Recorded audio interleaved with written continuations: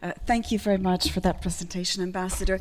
I'd like to thank the government of Chile for hosting this meeting and thank the Committee on the Exercise of the Inalienable Rights of the Palestinian People for holding this meeting, and thank also the translators for their wonderful job in making this possible. La última vez que hablé en castellano, causé problemas con... The last time I spoke in Spanish, I caused problems for the interpreters with my Portuñol, so I will be speaking in English. Colleagues, academics, civil society. What has taken place in Palestinian territories is the rapid unfolding of a historical process that has been in place for a long time. A nation expanding its borders at the expense of the native people. Occupation, apartheid, and ethnic cleansing have developed into a horrific genocide perpetrated by Israel, with the active collaboration of the United States and its allies, and the complicity of each and every state that continued to engage with Israel even while it committed the most atrocious crimes, visible and known to all of us through citizen journalism, but also because the perpetrator has made no efforts to conceal its crimes. Since the failure of the Oslo process, the Gaza Strip has been viewed and treated internationally as an exception, a small territory at the margins of what was left of Palestine. In fact, Gaza has been the laboratory and the paradigm indicating the vision that Israel has for the region and the direction in which Palestine is heading. The 20-point plan for Gaza, presented by Trump, together with a ceasefire which is violated on a daily basis, reenacts old mandate system style formulas for imposing neocolonialism and fostering divisions in the local population, completely excluded from any political agency. Furthermore, as stated by Richard Falk, the Gaza experience, additional to its unspeakable concreteness as well as its prolonged character and multidimensional criminality, can also be usefully interpreted as a metaphor for the exposure of vulnerable peoples everywhere to the dangerous and self-destructive systemic features of the 21st century world order. The failure to bring safety and a future to the Palestinian people may indicate that we are on the brink of a new era, where the elimination of vulnerable peoples and populations in enemy countries becomes the accepted norm, and means by which predatory nations, with their own capitalist crisis and greed for new lands, enrichment, exploitation of natural resources, and geopolitical arrangements that follow.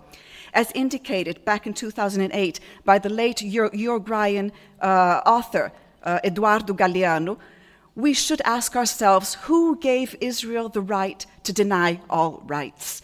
We should also ask ourselves that which has been the most pressing question for the past 2 years: who will stop Israel and make it comply with international law?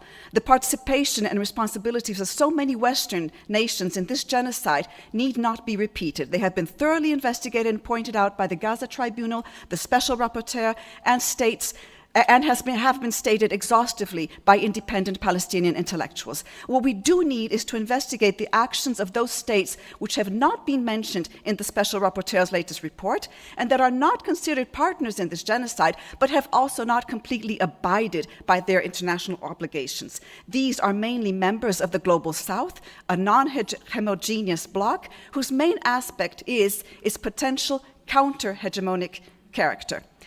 First, very early on, most of these countries recognize that what is happening in Gaza is a genocide. Second, as in the North, in the Global South, there are important chasms between government and public opinion, but they do not always play in the same way because we are speaking of divided countries and divided public opinion. Civil society in Latin America, as in Europe and the US, has made huge advances in terms of recognizing, condemning Israeli occupation, apartheid, and genocide, but it is also disputed with large, for example, evangelical, I don't want to generalize, but which has a very important pro-Israeli sector. In Brazil, for example, 20% of the population supports far-right pro-Zionist parties. 26.9% of the population is evangelical and therefore tends to support Zionism. As in the North, the elites that control large corporations, the media, foundations, and universities, they have not changed. They continue to support Israel. This means that even though there has been the largest ever public opinion shift pressuring for change, the more progressive Latin American countries, for them to enact they still have to counter what is frequently conservative legislative bodies, conservative elites, and large constituencies of far-right and evangelical voters and members of civil society. Even for progressive governments to act in our region, we need, and they need, both backing and pressure, in other words, to act together with organized civil society. In Brazil specifically, civil society and governments have implemented measures that have gone beyond European countries, but they're clearly not enough, not only from a moral perspective, but also from that of international law and third-party states' erga omnes obligations. At the government level, Brazil has suspended the purchase of 36 Elbit howitzers, intervened since 2025 in South Africa's case at the ICJ this year, therefore, and Brazil has downgraded diplomatic relations with Israel since 2024 and left the IHRA in 2025, where it was an observing member. Other South American and Central American countries, Bolivia, Colombia, Belize, have completely severed their diplomatic ties to Israel, while Chile, Honduras, Ecuador have called back their ambassadors for consultations. And a few other very well-known important acts of economic boycotts have been imposed, and I will not repeat them here. However, Brazil has failed to comply with other obligations, and I'm taking the example of Brazil where I come from, but we could do this and have this analysis in each and every of our countries. Other obligations violate, in face of violations of Israel. First, to take the first example, very importantly, it has not canceled oil sales, in spite of demands from workers' unions, from the Federação Nacional and Federação Única dos Petroleiros, the oil workers' unions, these sales amount to 3.3% of Israel's crude oil consumption in 2024, according to Comexstat, a website, an official website. It has not exited from the Mercosur Free Trade Agreement, in spite of the fact that this agreement violates its own settlement exclusion clause.